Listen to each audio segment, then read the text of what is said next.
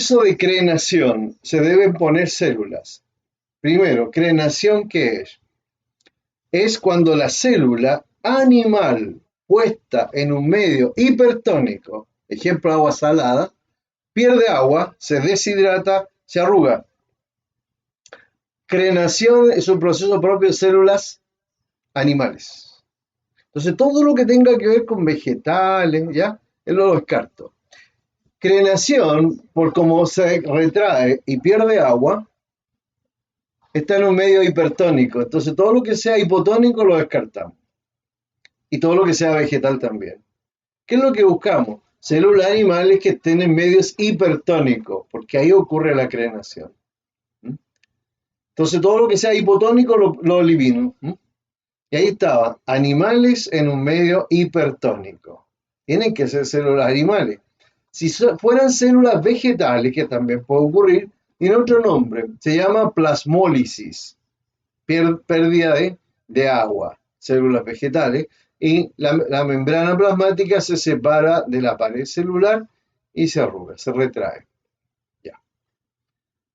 ¿Cómo anduvieron en la O? ¿Alguna duda o tenían dificultades? Me informan nomás y yo les ayudo en algo. Amplío un poco el campo de información. Por eso me tienen que ir diciendo, vamos trabajando, ¿ya? Eh, de esta forma. ¿Listo, Thais? ¿Listo, Valentina Aranza? ¿No hay problema? ¿Le ha ido bien en estas preguntas o no? Si alguien me dijo yo la tuve mala, me ayuda. O yo las tuve buenas todas, estoy, como digo, muy lento y necesito avanzar. Sí, bien, estáis bien, o sea, la uno y la 2 la contestaron bien, dicen ustedes, ¿ya? Díganme ustedes, la 3, ¿tuvieron problemas o no? Si me dicen un sí, sí, yo lo explico. Si dicen no, las 3, sigo adelante. Digo, ¿para qué voy a estar de nuevo repitiendo si entienden bien?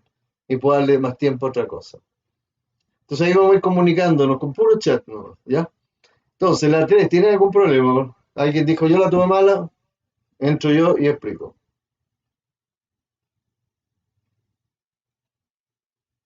Uno, dos, tres, ¿no?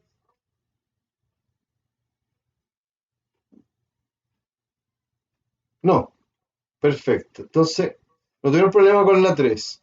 La voy a leer igual para poder ver bien, ¿ya? Una persona desarrolla diabetes tipo 1, o sea, no produce insulina. ¿Cuál de las siguientes características debe presentar? Incrementa la reabsorción de agua a nivel renal. No, pierde agua, poliuria. Nivel plasmático de glucosa elevado, perfecto. Y eso se llama hiperglicemia. Déficit de niveles plasmáticos de insulina, sí, por eso es la causa. 2 y 3, la alternativa correcta. Bien, like. ¿Qué es lo que muestra esta tabla? Número de bacterias en un cultivo de indivisión. Tiempo, avanzando el tiempo y la cantidad es astronómica, estratosférica. ¿Cierto? Entonces, acá decimos, ¿cuál de los siguientes factores podría impedir que este crecimiento se logre en un ambiente natural? Resulta que ese crecimiento que ustedes ven ahí es un crecimiento exponencial. Significa que va así la curva, hacia arriba.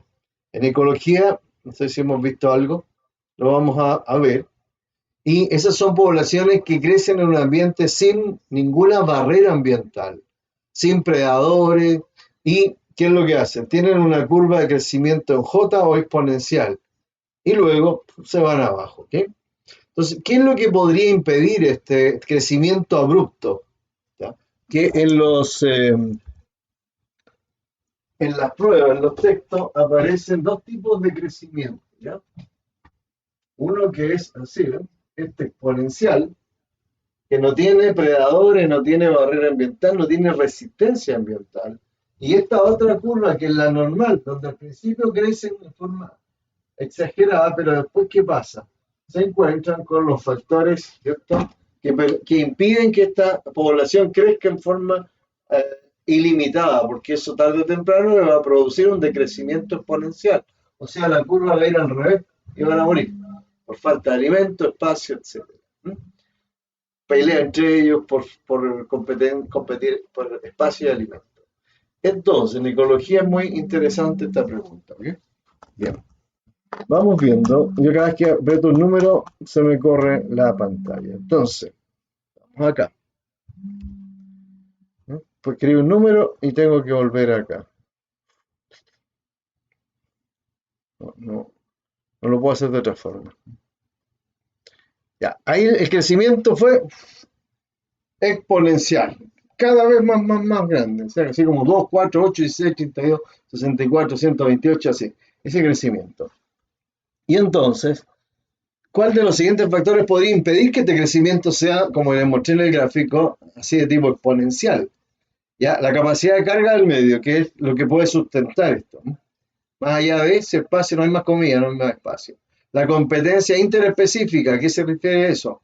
La interespecífica es la que se da entre los organismos de distintas especies, muchas veces por alimento o espacio. Podrían ser hienas con leones, eh, y así entonces otro tipo de animales que compiten por el lugar, pero son de especies diferentes. Y la competencia interespecífica también ayuda a bajar este número. Ya es la competencia que se da entre los mismos organismos de la especie. Entre ellos compiten, por ejemplo, por comida, por reproducción, por espacio. Así que ahí tenemos la diferencia entre interespecífica, entre especies diferentes que compiten por un recurso escaso, y la intraespecífica, que es la que compiten entre ellos. También podría ser por alimento, espacio, o por reproducción también. De manera que son todas, ¿ya? Todas, ¿ya? O todos factores que limitan el crecimiento exponencial, que no es bueno para la especie. Por eso siempre en una población tiene que haber alguien que lo controle. Y en este caso son los predadores los que van controlando y es que la población no crezca hacia arriba, sino que llegue a un estado de meseta y se mantenga. ¿Ya? Eso es más o menos lo que nosotros vemos en esta pregunta, que es bastante interesante. Son todas. ¿Cuál de las siguientes opciones está? Es un factor denso independiente que limita el tamaño de una población. Díganme si la tuvieron buena o mala. Nos puede ayudar un poco. Lo bueno es que tienen la prueba, ¿cierto? Ahí. Y la ven bien, porque acá se está viendo borroso. Yo me equivoqué, dice, ya está ahí. Muchas veces uno se equivoca en esta pregunta porque el concepto no lo tiene claro. Les explico. Los factores densos dependientes son aquellos que regulan la densidad de la población. ¿Y cuáles son? Básicamente 4 factores son los que nos van a ayudar en esta prueba y en otras también. Por ejemplo, uno de los factores que nos va a ayudar a denso dependiente, o sea, factores de los cuales depende la densidad poblacional, uno es la natalidad y también la mortalidad. Otro factor es la emigración y otro es la inmigración. Entonces, una población crece, aumenta su densidad cuando aumenta la natalidad y la inmigración. Y disminuye la mortalidad y la emigración, o sea, que se vayan. Y disminuye, los que se van, la población crece. Pero todos esos son factores densos dependientes. Se controlan a sí mismos. Pero ¿qué pasa si de repente hay un incendio, una inundación y arrasa con todo? Eso es un factor denso independiente. O sea, es un factor casual, un factor que no está en la dinámica de la densidad poblacional. Por lo tanto, acá el clima era muy poco lo que tenía que ver en el factor denso dependiente. Porque es un factor que está fijo. Entonces, siempre factores densos independientes son incendios, inundaciones. ¿Ya? Eso es básicamente lo que es un factor así casual en algún momento y no es parte de la dinámica del crecimiento poblacional. Bueno, entonces ahí tenemos clarito cómo se ve bien. Ahí tenemos la respuesta a la número 5. Vamos a la número 6. Acá, la 6, ¿hay alguien que se haya equivocado en la 6? Sí, no paso. Ahí no tapo. Alguien ¿Tuvo problemas con las 6? ¿No? ¿Paso? Os lo explico igual. Si ustedes quieren, por eso estamos acá. Ustedes me tienen que ir diciendo. Yo las quiero ayudar, pero tienen que ayudarme con las respuestas. Bien simple. La tuve mala, tuvo buena, la tuvimos buena, yo la tuve buena, dice usted yo buena, buena, listo, paso. Clarísimo el tema, no hay para qué repetirlo. Tiene que ser dinámico, entonces buena, buena, perfecto. ¿Y alguien más? Me falta. Bien. Entonces, la saltamos las 6. Como la tuvieron buena, perfecto. Acá, si un investigador ha aislado y purificado una molécula y sospecha que se trata de una proteína, claramente, ¿cuál sería la alternativa que pusieron ustedes para recordar un poco y ver si está buena? Póngame la alternativa, a ver. Vean ustedes y me dicen cuál pusieron.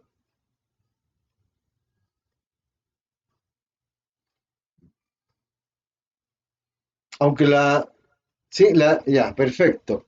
Era la más cercana, ¿cierto? ¿Por qué razón? Porque hablamos de proteína. Lo ideal sería que hubiese aparecido con pepsina primero. Pepsina y después tripsina, pero es la única que está asociada a la degradación de una proteína y convertirla en aminoácido. La número 8, si se bloquea la acción del retículo o aparato de Golgi, ¿qué es lo que disminuye? Golgi. Ya sé, perfecto. Golgi tiene que ver con la síntesis de carbohidratos, así que no hablo más y pasamos a la 9. ¿Cuál de los siguientes procesos de fotosíntesis depende directamente de la enzima Rubisco? Una pregunta que hace 2 años causó mucha polémica porque nadie sabía qué era. B dices tú. Perfecto. La Rubisco entonces tiene que ver con el ciclo de Calvin y con la fijación del CO2, fase oscura de la fotosíntesis. Ya, ¿qué pasa si le extirpamos la neurohipófisis a una rata? No se olviden que la neurohipófisis es un reservorio hormonal del hipotálamo, pero igual siempre preguntan por la neurohipófisis, para especificar mejor la función de la hormona. Entonces, ustedes me dan la alternativa.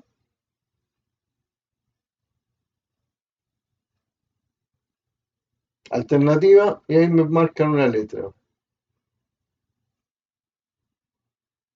La que pusieron. ¿Y de qué hormona estamos hablando? También es importante. La neurohipófisis almacena, puse la B y la A, dice ya. Cuando yo extirpo la neurohipófisis, pierdo la vasopresina o ADH, que es la que recoge agua del riñón y la devuelve a la sangre. Entonces, cuando falla en la neurohipófisis, hay que pensar que falla la ADH o vasopresina. No se recoge agua, entonces hay una hipotensión arterial, al revés. Hay una hipovolemia y baja la presión sanguínea y aumenta la diuresis. Se nos va el agua por la orina porque la ADH no recoge. Y eso significa que se va a producir una poliuria y una polidipsia, sed intensa. Así que mirando hacia allá donde están ustedes, por eso no hacia allá donde me ven, yo veo acá las letras. Bueno, ahí está entonces la explicación. Aumenta la diuresis. ¿Qué significa diuresis? Aumenta el volumen de orina eliminado. ¿Ya? Por lo tanto, al perder agua por la orina, baja la presión sanguínea. Por lo tanto, por eso la B es todo lo contrario. ¿Ya? Esto no tiene nada que ver con la testosterona, la insulina, nada de eso. O sea, la pelea podría haber sido entre la A y la B, pero la B tendría que haber dicho disminuye la presión sanguínea, la presión arterial, que es lo mismo, ¿ya? Y más abajo, si fueran todas, yo pondría aumenta la diuresis, sí está ahí, ¿cierto? Hipotensión arterial, disminuye la volemia, una polidipsia, que es sed intensa. Así que, y la enfermedad que se produce por esta falla de la neurohipófisis se llama diabetes insípida. Y porque la ADH no recoge agua, arrastra en el agua hacia la orina, arrastra glucosa también. Por eso se llama diabetes, pero insípida. Diferente a la diabetes mellitus. ¿Okay? Bueno, Ahí tenemos una aclaración un poco más, ¿ya? La A era la correcta. La 11, esta, ¿qué pasa? Se sabe que la extirpación de los ovarios dentro de los 3 primeros meses de embarazo produce aborto espontáneo. ¿Cuál sería la mejor acción para evitar un aborto en una mujer que se presenta en esta condición y que cursa su primer mes de embarazo? Ustedes saben que los 3 primeros meses, no sé si hay dudas ahí, el cuerpo lúteo que debería haber degenerado el día 28 de un ciclo menstrual y no lo hace porque está anidado ya en el útero, el embrión, y de ahí manda las células que lo rodean, ¿no? Él, ya, manda una hormona que es la HGC, la gonadotrofina coriónica, al ovario para que el cuerpo lúteo no degenere y permanezca hasta el tercer mes produciendo estrógeno y progesterona. Lo último, la progesterona es lo más relevante y es la hormona del embarazo. Entonces, ¿qué tenemos que hacer? Con una mujer que ya cursa el primer mes de embarazo, nosotros, si no tiene los ovarios, tenemos que suministrar una dosis de progesterona, que es la que produciría el ovario, pero como no está, nosotros la suministramos. ¿Por qué hasta el tercer mes? Porque de ahí en adelante ya está formada la placenta y es ella la que se encarga de producir la progesterona y los estrógenos hasta el final del embarazo. Del tercer al noveno mes, la placenta es el órgano endocrino productor de estrógenos y progesterona. Por lo tanto, yo lo que tendría que hacer es administrarle en forma externa progesterona durante los 3 primeros meses de embarazo. ¿Dónde está la progesterona? Ah, acá está. Progesterona durante los 3 primeros meses de embarazo. ¿Sí? Y después ya la placenta se encarga de producirla hasta el final del embarazo. ¿Dudas con esta pregunta o no? ¿Estaba buena? ¿La tenían bien o no? Aranza, Thais, Dani, me tapan el nombre. ¿Están despiertas o no? Javiera, perdón. ¿Y? Sí, ya. ¿La tuvieron buena? Perfecto. Y además le aclaro una vez más el rol ¿cierto? Del ovario y de la placenta como órganos productores de hormonas. Ya. La número 12, ¿qué grupo sanguíneo pueden presentar los hijos de madre del grupo A con padres del grupo B? Mira, aquí había que ponerse en esta situación. Madre del grupo A, padre del grupo B. Madre del grupo A, padre del grupo B. Ahí me están viendo, ¿cierto? Podría haber sido y A y 0 y B y 0, porque no dice si son AA o BB. Entonces, los hijos pueden ser IA, el grupo AB, pueden ser del grupo AB, pueden ser del grupo A, pueden ser del grupo B, o pueden ser del grupo 0. O sea, pueden ser de cualquier grupo. ¿Por qué razón? Porque no nos dice si son homo o heterocigotos para el carácter que están preguntando. Entonces, en este caso, ¿qué grupo sanguíneo? Tengo listo y me corre. Ya, igual ahí está. ¿Qué grupo sanguíneo, dice? Pueden presentar los hijos de una madre del grupo A con padre del grupo B. Hay que ponerse en todas las condiciones y podría ser de cualquiera de los 4 grupos sanguíneos que conocemos. Así que la alternativa correcta son todas. 1, 2, 3, 4. Entonces hay que ponerse, si es de la IA y del grupo B, puede ser IA y A y B, y va a ser del grupo AB, ¿no? Pero como no dice nada al lado, yo tengo la obligación de ver que todas las otras opciones.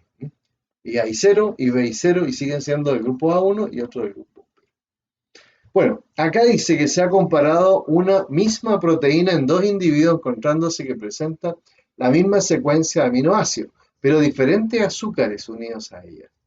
Al respecto, las diferencias podrían deberse a...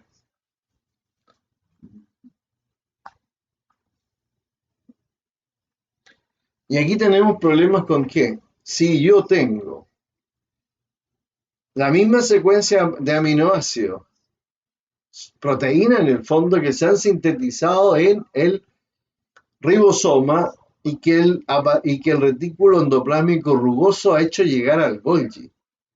El Golgi glucoxila proteínas. ¿Ya? Entonces, si está relacionado con los azúcares, tiene que ver con fallas o diferencias en el aparato de Golgi. ¿Ya?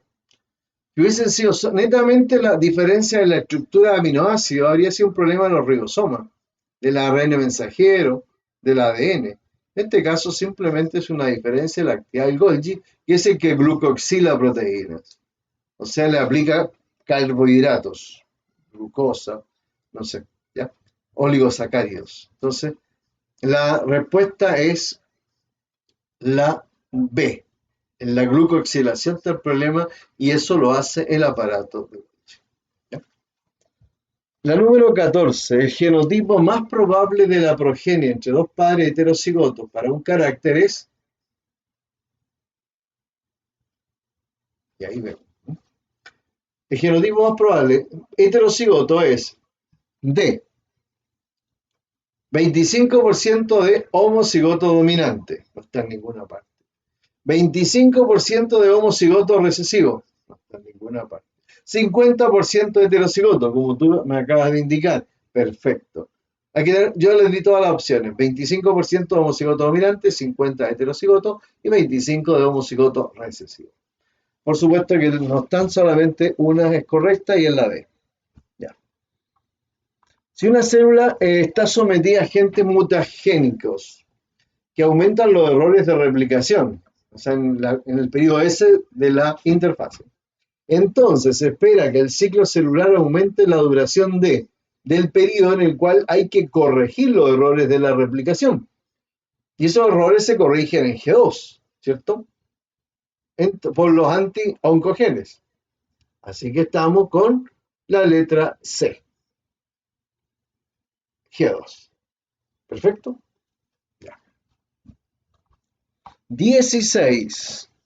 ¿Cuál de los siguientes organelos participa directamente en la detoxificación? ¿Quién me puede ayudar? ¿Se acuerdan cuál era o no? Que tiene un papel importantísimo a nivel hepático, especialmente con la destrucción de drogas de tipo barbitúrico o de alcohol también. ¿Qué pusieron ustedes? ¿Cuál es el organelo detoxificador?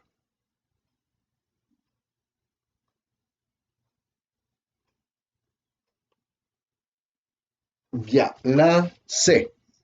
En este caso, gracias, Aranza, les quiero informar que es el organelo detoxificador más importante es el retículo endoplásmico liso. Pero como aquí no aparece el retículo endoplásmico liso, tenemos que buscar otro organelo que sea detoxificador. En este caso encontramos los peroxisomas, que son organelos que tienen peroxidasa, como la catalasa. La más importante de las que nosotros hablamos es las peroxidasas que tienen que descomponer el agua oxigenada que producimos por metabolismo, igual que las plantas, en agua y oxígeno. Si el agua oxigenada se queda, destruye los tejidos. Cuando hay una herida, siempre les dije yo, hay una herida y ustedes se echan agua oxigenada, se produce una espuma. Y esa espuma genera producto de que las peroxidasas de los peroxisomas de inmediato nos descomponen el agua oxigenada, produciendo agua y oxígeno, y eso genera una espuma. Y eso es lo que ustedes ven en una herida. No aparece el alcohol no hace eso. Cuando uno se echa alcohol no hay liberación de espuma. Si tomamos un pedacito de pana de pollo, donde está lleno el hígado de peroxidasa, detoxificando el agua oxigenada, se van a dar cuenta que el agua oxigenada en un rato se llena de espuma, porque se está descomponiendo en agua y oxígeno. Los peroxisomas, pero en otro caso, en otras pruebas, si no aparecieran los peroxisomas, de inmediato váyanse al retículo endoplásmico liso. como el organelo detoxificador más importante que tiene la célula. Bueno, la 16 entonces, peroxisoma. Número 17. Habla de una sustancia que inhibe el crecimiento de los microtúbulos, ¿ya? Produce inhibición de si los microtúbulos están formando parte del citoesqueleto y se reordenan para formar este uso del áster y todo eso, entonces si bloqueamos eso no va a poder haber mitosis, no va a poder haber profase, ni anafase, ni metafase. Por lo tanto, vamos a tener problemas con la mitosis. Pero también tenemos que la meiosis funciona exactamente igual como la mitosis, tiene dos profases, la 1, la 2, dos metafases, dos anafases. Entonces, también va a afectar a la meiosis, a los procesos donde haya que reordenar el citoesqueleto para que se forme el uso mitótico, el áster en las células animales. Así que tenemos la 1 y la 3 como importantes. Los microtúbulos en la replicación del ADN vimos nosotros que no están por ninguna. 1, 3 entonces. Ya. Este gráfico que es de análisis, voy a quitarle mejor. Muestra la tasa fotosintética en función de la temperatura en dos niveles de intensidad luminosa. Primero intensidad alta y abajo intensidad baja. Ustedes se dan cuenta que en el gráfico, acá la intensidad luminosa, la tasa fotosintética va aumentando con la intensidad luminosa. Llega un momento en que ya no pasa nada. Acá también tenemos que la tasa fotosintética a temperatura 1, a temperatura 2 no pasó nada. Pero aquí recién, después de 2, empieza a tener un cambio. Con la intensidad luminosa baja empieza a descender. ¿Qué? La tasa fotosintética. Entonces la alternativa correcta acá es una interpretación de lo que ven en el gráfico, que es lo que más cuesta eso, ¿no? Nosotros vemos que la tasa fotosintética con intensidad luminosa baja se mantiene hasta el intervalo 0,2. O sea, que no se ve afectada.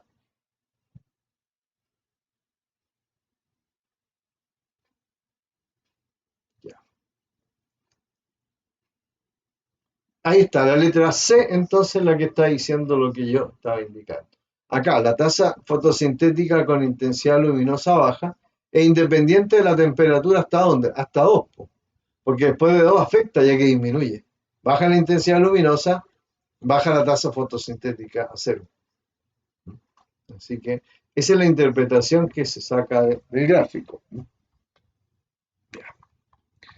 Física, ustedes saben que lo bajamos, no sé cómo le habrá ido física. Habría que buscar, yo les mandé la alternativa, ¿cierto? Y después habría que buscarlos. ¿Por qué no?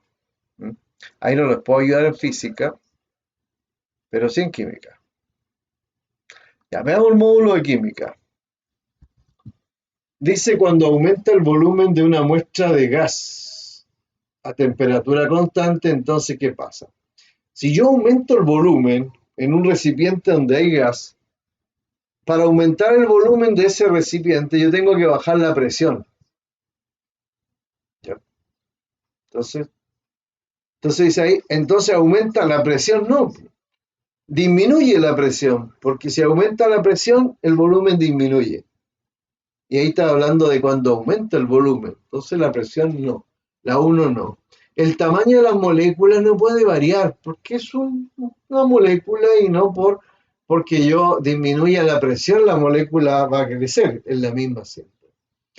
Y la separación entre las moléculas sí, porque si las tengo comprimidas en un recipiente pequeño a alta presión y yo bajo la presión para que el volumen aumente, la distancia de las moléculas va a ser mayor, o sea, van a estar más separadas.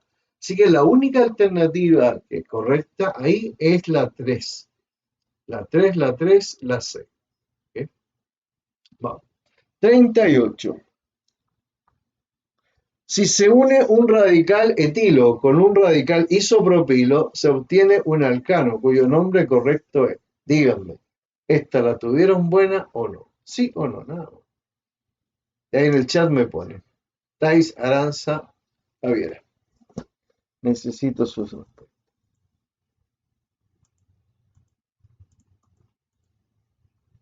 Ahí está. Repito, para poder hacerla en la pizarra. ¿La tuvieron buena o no?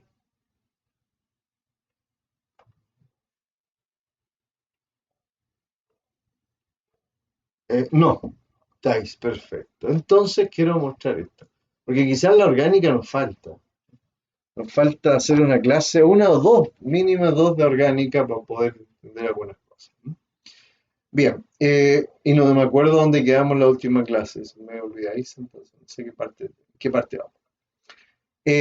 ¿Cómo lo hago? A ver, si se une un radical etilo, mira, un radical etilo sería esto. Mire, les voy a hacer una historia. Este se llama metil. Nos sirve harto va a ser, ser muerto. Este CH3CH2 se llama etil. Este CH3CH2CH2 guión se llama propil porque tiene tres carbonos. Un radical de la química, de los hidrocarburos. Pero este mismo puede estar así, mira. Y ese se llama iso, porque es como una especie de una especie de Y, ¿eh? Isopropil. Y este también, miren, CH3, CH2, CH2, CH2, guión 1, 2, 3, 4 es un butil. Pero el butil también se podría hacer esto.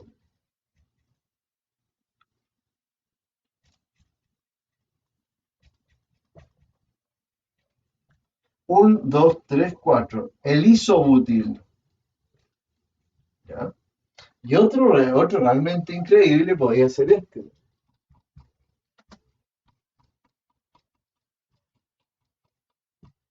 Y sería el terbutil. ¿No? Porque tiene un carbono terciario. Un carbono que no tiene que tiene puros carbonos a su alrededor. Y una opción para engancharse. Entonces, en vista de todo esto, me preguntan ahí qué pasa si uno un etil con un isopropil. Entonces yo pongo acá, busco un etil que era ese, CH3CH2 guión, ese es el etil. Y ahora le pongo un isopropil que sería este, CH, CH3 y acá CH3. ¿No? Y respeto la tetracovalencia del carbono. Entonces, en el fondo, no sé si le enseñaron o yo le enseñé, no estaba ahí, busco la cadena más larga, ¿no? Y parto por donde llegue primero al radical. Y en este caso, aquí, este va a ser el carbono 1, este va a ser el 2, este el 3, este el 4. O sea, es un butano. Y tiene un radical metil en el carbono 2, y lo indico. En el 2 hay un metil.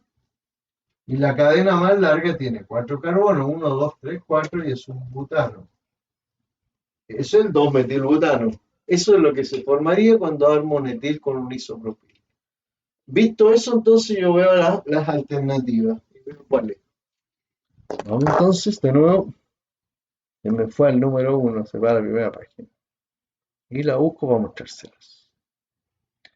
Ya. Esta prueba que yo le hice es como ya muy parecida a la que van a tener. Entonces, cambio el número y vuelve. Paciencia, no. No es como el Power que uno va marcando y va pasando. Aquí es más complicado. Miren ahí, ¿ven? Se ve muy borroso, pero dice si se une un etil con un isopropil, se obtiene un alcano cuyo nombre es, y acá está en la pizarra, el 2-metilbutano. 2-metilbutano está en la alternativa C. 2-metilbutano. Esperando que se aclare un poquito, ahí está, ¿ven? 2-metilbutano. Ya. Entonces, partamos y vamos avanzando con la otra.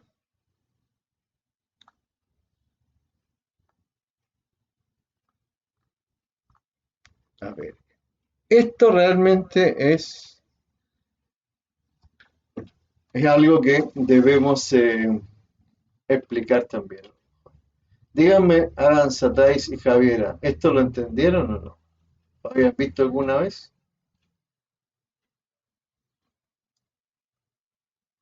¿Sí? Les costó, pero llegaron, ¿cierto? Bueno, cuando hablamos de las proyecciones de Newman, ¿m?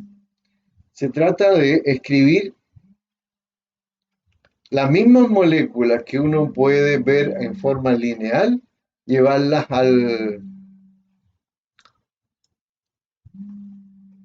llevarla a este plano de proyecciones. ¿Cómo se hace? Voy a inventarles una para recordar un poco.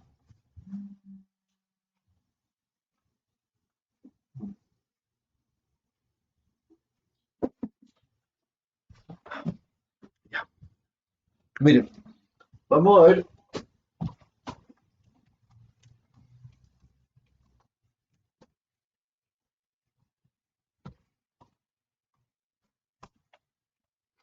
Si yo tengo, voy a cambiar.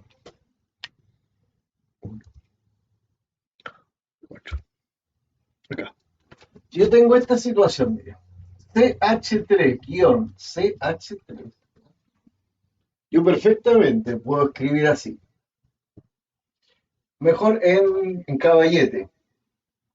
C, C, H, H y H. Y este H, H y H. ¿Se fija? Pero si este lo pongo atrás de este, yo podría poner esto, ¿sí? ¿No? H, H, H y atrás está el otro. Y ese es el etano. ¿Ya? Si tuviera esta situación, CH3, CH2, OH, yo pondría el CH3 atrás y luego pondría el otro C, H2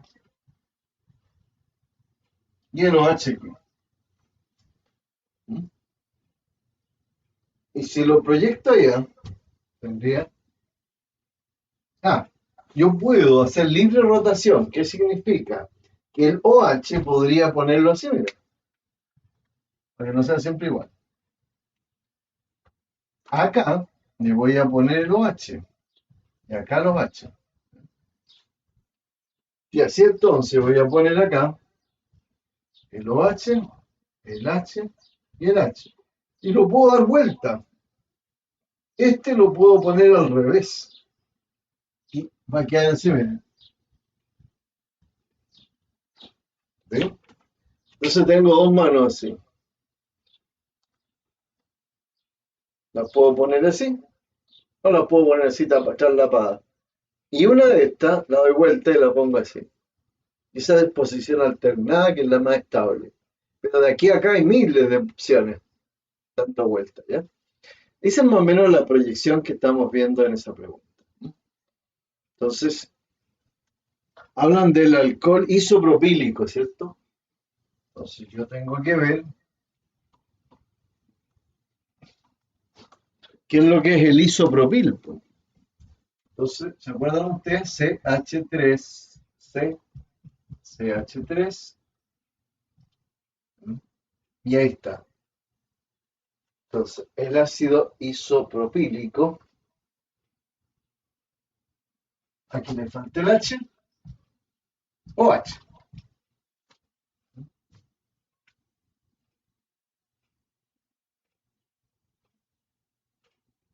De ahí entonces, este CH tiene H y OH.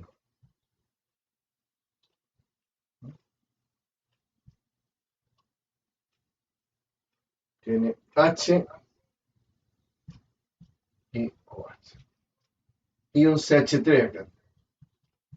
Y el otro, que está atrás, Podríamos ponerlo al revés, alternado, y ahí estaría. Esa es la proyección de Newton. Escribir las mismas moléculas, pero de una manera diferente, si se quiere. Ya, aquí se las voy a mostrar entonces.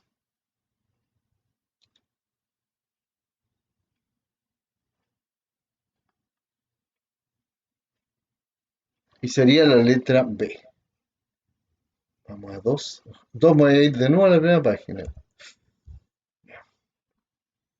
De nuevo vuelvo, ahí están todos los números que he puesto.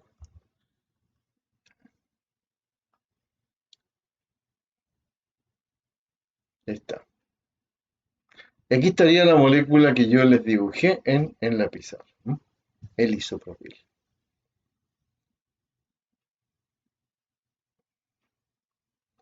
Veamos esta, la número 40. Si tuvieron problemas con la 40, ahí se está aclarando.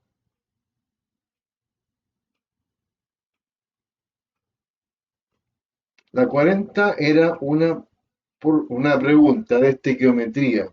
Se la voy a explicar, pero si me dicen que no la entendieron, me avisan y yo les hago la resolución. ¿Okay? Se trataba de una ecuación en la cual se trabaja con los moles. Y aquí hablamos de la ley de las proporciones definidas de Proust del reactivo limitante. Yo voy a poner acá 2Na más, ahí les muestro la pizarra, ¿ya? Más 2 agua, me da 2NaOH más H2. ¿Ok? Ya, entonces, ¿qué volumen de hidrógeno? Y me dan 4 moles de Na y 4 moles de agua. 4 moles, ya, y ahí está. Vamos a la pizarra. Esta es la ecuación química. Entonces, yo trabajo con moles. Y saco acá 2 moles. Más 2 moles. Da 2 moles. 1 mol. ¿Cierto? Me está preguntando por esto. Entonces, voy a preguntar primero el mole y me preguntan por volúmenes, veo volúmenes, ¿ya?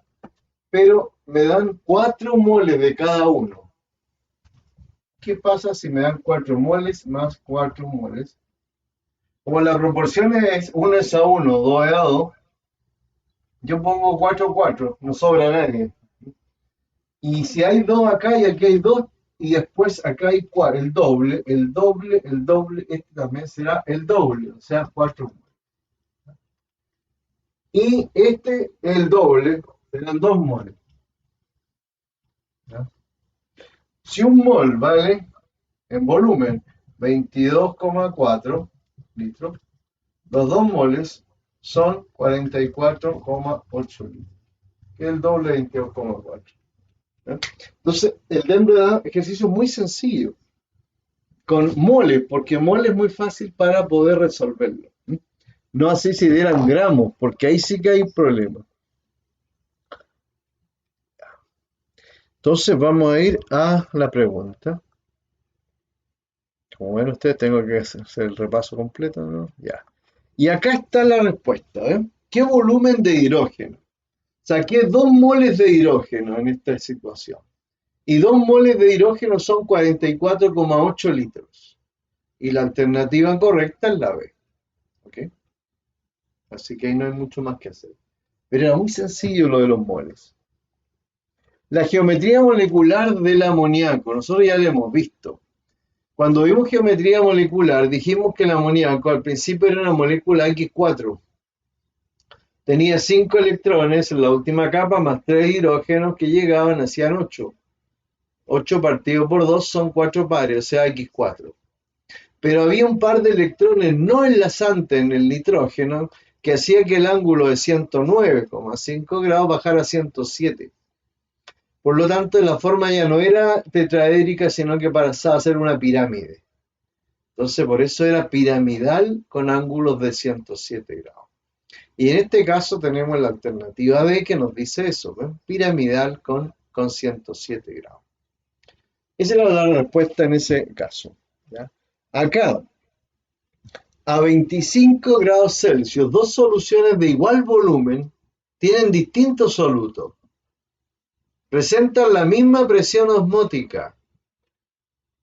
Si la temperatura es la misma, es igual, para que tengan la misma presión osmótica deben tener la misma molaridad. La única manera.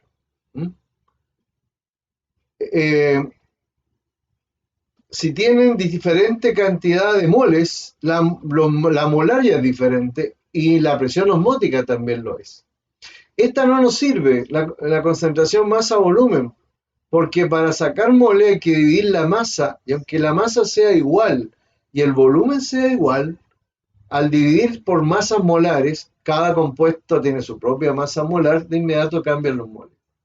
Si cambian los moles, cambia la molar, por lo tanto ya no tienen la misma presión osmótica. La única manera que tengan la misma presión osmótica a la misma temperatura es que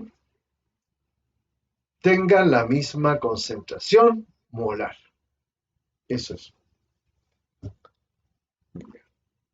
Acá nosotros jugamos ¿con qué? Jugamos con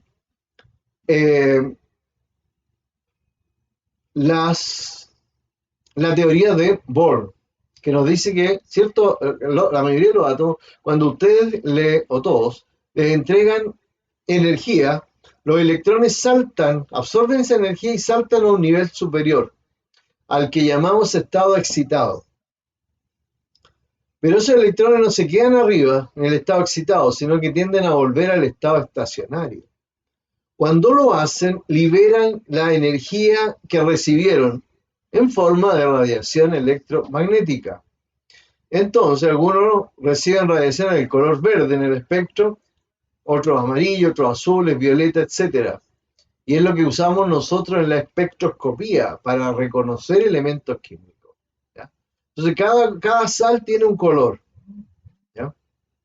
Y que le da la característica al elemento que está metido acá y que da un espectro, que es como la huella digital de cada elemento químico.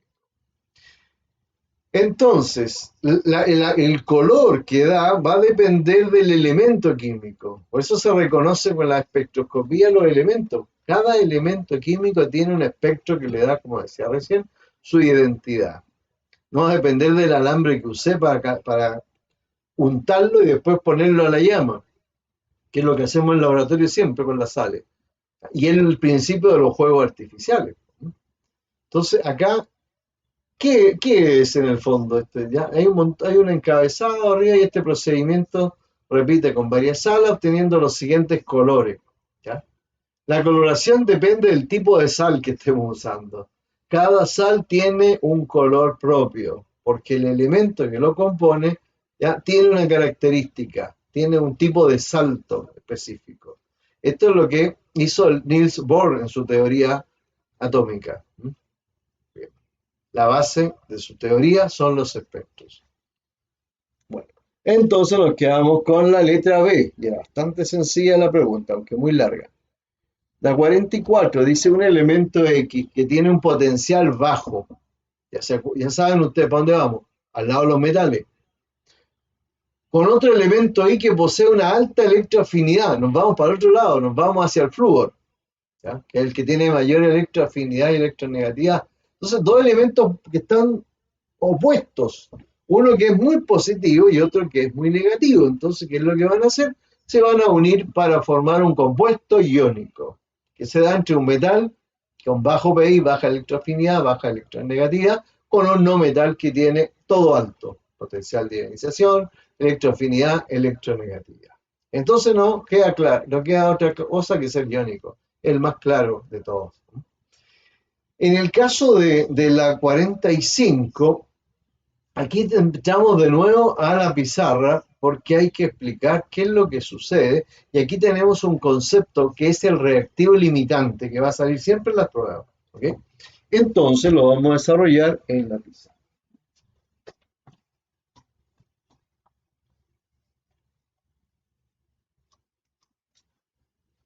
Bien. 4x más 7y. 4x más 7y me está dando 4z más, muy borroso, pero acá no, 6w. Entonces, voy a cambiar la pizarra ya. Tengo un mol más un mol. Y ahí cambia la pizarra para que ustedes vean eso. Entonces me encuentro con esta situación.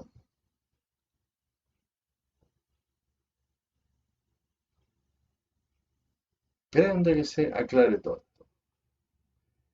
La proporción es 4 a 7.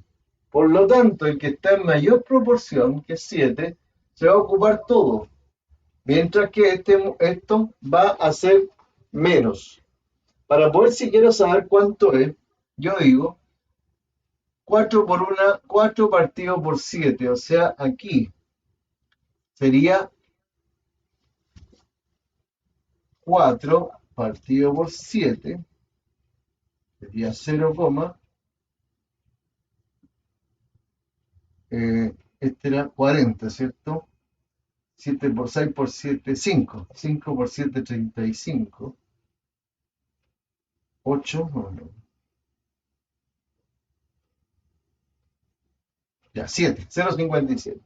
No sé si estará bueno, pero quiero lo sacamos acá. Ya, 4 dividido por 7. Ya, 0,57. Está bien. Entonces, yo de esto voy a ocupar 0,57 y el resto va a sobrar. Entonces, se ocupa todo el i y el 4 sobra. Entonces, de acuerdo a eso, vemos la alternativa. Voy a cambiar acá a... Ya sé cómo... que no se vaya. Ya. Las alternativas acá son... Cuando reacciona 1 y 1, ¿se consume todo X? No, X sobra. ¿Se consume todo el Y? Sí, porque el que está en mayor proporción. Y una parte del compuesto X queda sin reaccionar. Reaccionan solamente 0,57, 0,57 y el resto sobra. Así que esa es la respuesta correcta. Y ahí está la resolución para que la puedan revisar después con calma en su casa. Ya. La 46 tiene que ver con la estructura de Lewis correcta del ácido cianhídrico. Aquí hay que ver lo siguiente. El N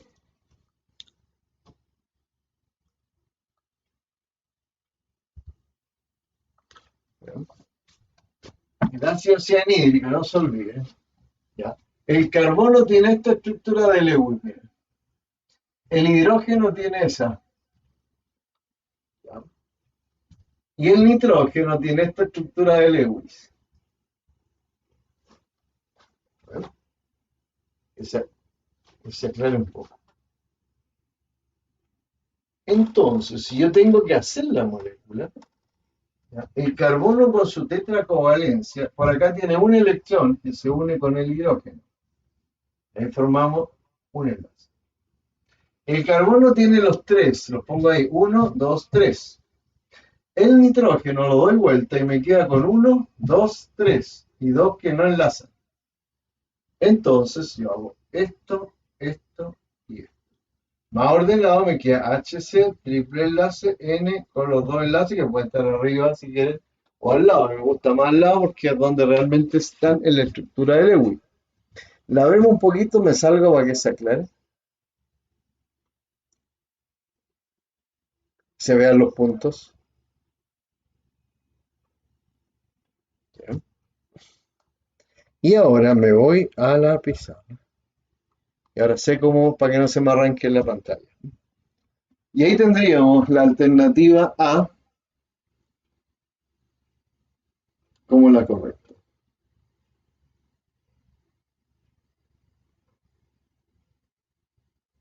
Ya. Vamos a la 47. Esta es más o menos difícil, ¿cierto? Y se las voy a trabajar desde acá. Este es un compuesto químico que tiene la función COOH, que es una función ácida. Es un ácido carboxílico. Me olvido que no estoy en Power, por lo tanto no puedo rayar. El carbono 1 es ese.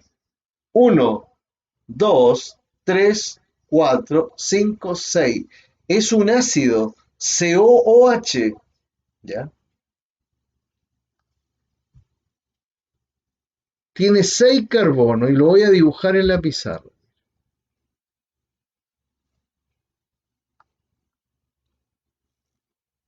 Y no voy a poder porque perdí, no me pusieron la conexión de carga. ¿Mm? Así que vuelvo a la 1. Ya, vuelvo a la 1 y se lo explico así, de esta manera. La función COOH es la función del ácido carboxílico. Los ácidos carboxílicos terminan en oico.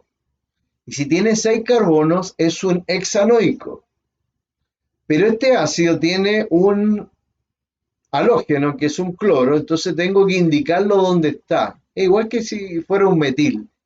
Entonces yo digo 1, 2, 3, 4. Ahí en el carbono 4 está el cloro. Y siempre debo partir con el carbono donde está la función. En este caso la función ácida está acá. Carbono 1, 2, 3, 4.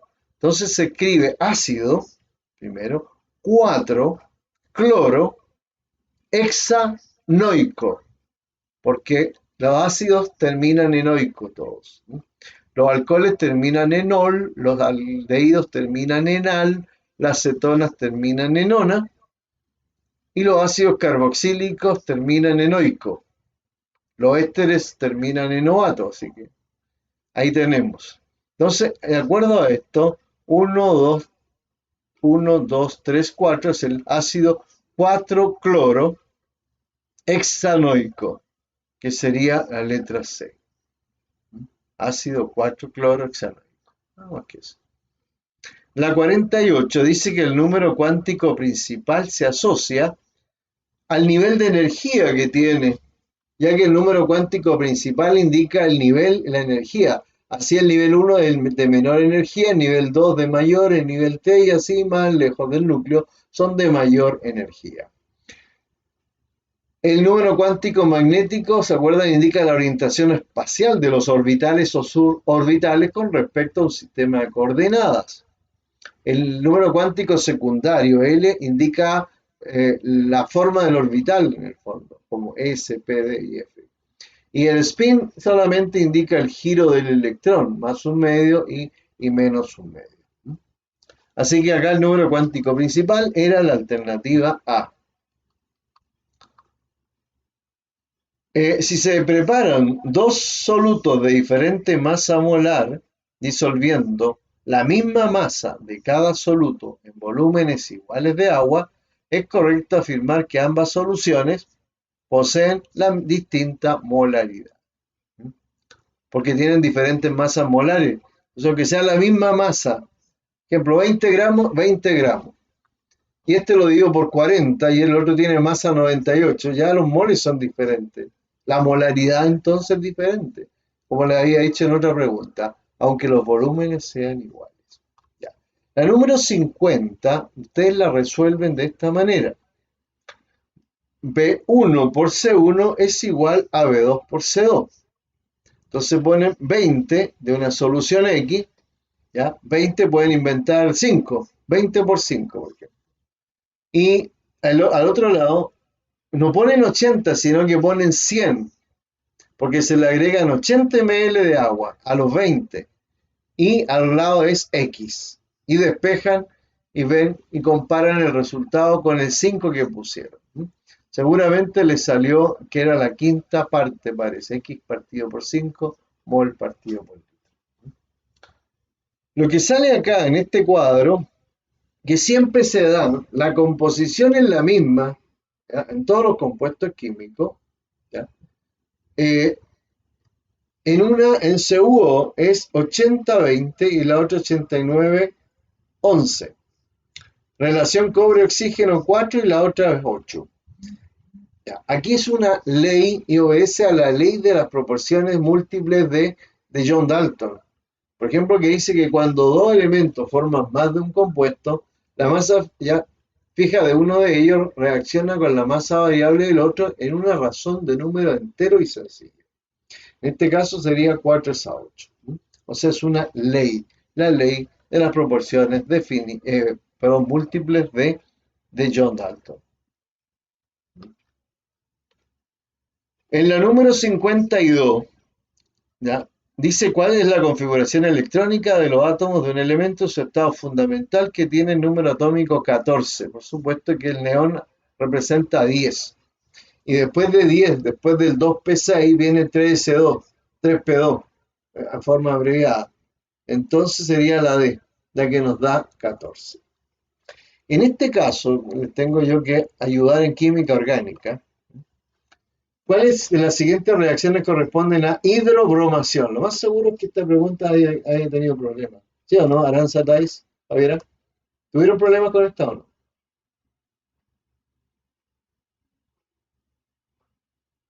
¿No? ¿No? ¿No? ¿Ya se fueron o no? ¿Dudas con esta? ¿Yo? No. Ya, Thais sí. Ya. ¿Qué es lo que pasó acá? Mira. En la primera parte es un alqueno porque tiene un enlace doble. Y si yo lo cuento, mira, el 1, 2, 3, 4, 5. Es un penteno, es el 2-penteno. ¿Ya? El 2-penteno. Si le agrego HBr, se rompe el doble enlace. Y en uno de ellos se ubica el hidrógeno y en el otro el bromo. Por eso es una hidrobromación. Y el doble enlace al romperse le da opción a un electrón unirse al hidrógeno y al otro al bromo. Y por eso entonces si ustedes quieren saber algo más, esta es una reacción de adición, porque nadie queda afuera. Se rompe el doble enlace y deja dos opciones libres para que entre el hidrógeno y el bromo. ¿Okay? Eso lo podemos ver un poco más en orgánica, que me interesa un poco pasar esa parte. La última. Acá nosotros tenemos que ver, tres átomos de diferentes elementos tienen por valores aproximados de la primera energía de ionización. Ya, 2100, 1500, 500. De acuerdo a estos valores, ¿qué opción relaciona correctamente su primera energía de ionización con los átomos correspondientes? El que tiene mayor valor, mayor PI, hay que ubicarlo bien allá y bien arriba. No está el flúor acá, ¿cierto? Pero está el neón y el argón. El neón está más arriba, es el que tiene el valor mayor. ¿Mm? Después hablamos de quién, del neón, después hablamos del argón, que está abajo. Y después hablamos del sodio, que está al otro lado. ¿Mm? Por lo tanto, el sodio es el que tiene el menor valor de PI. Y el neón, por estar hacia arriba, tendría el mayor, por la misma tendencia que tiene el flúor. Por lo tanto, el más alto sería neón, después sería argón y finalmente el menor PI lo tiene el sodio. Y eso lo representa la letra A. Ahí quedamos, ¿cierto? Pasado, pero ha completado más de la hora que habíamos visto. Pido disculpas por el tiempo del atraso, pero fue un problema de que el computador estaba en el colegio y en ir a buscarlo y volver. Me pillo y hacerlo partir, si lo peor es que hacerlo partir. Por eso se hacen partir en la mañana y no se apagan. Pero hoy día lo necesitaba en el colegio, por eso tenía que llevarlo. Pero lo dejé allá. Bueno, la otra clase la hacemos a las 7, ¿cierto? Y va a ser de química orgánica, yo creo, algo que tenemos que tener muy, muy, muy dominado porque viene mucha química orgánica. La estequiometría no sé si les va bien o no, pero es más fácil, más rápida. Y vienen puros ejercicios de reactivos limitantes, la ley de Proust. Así que eso que les expliqué hoy día de los moles, más encima vienen los moles. Pero orgánica viene un poco más pesada. Entonces sería, hoy día a las 7 hablamos de orgánica, ¿ya? ¿Listo, Dais? ¿Listo, Aranza? ¿Javiera? Nos desconectamos y nos conectamos a las 7, ¿no? ¿Javiera? ¿Sí? Nos vemos entonces, ya, listo. Chao, ya. Y por supuesto.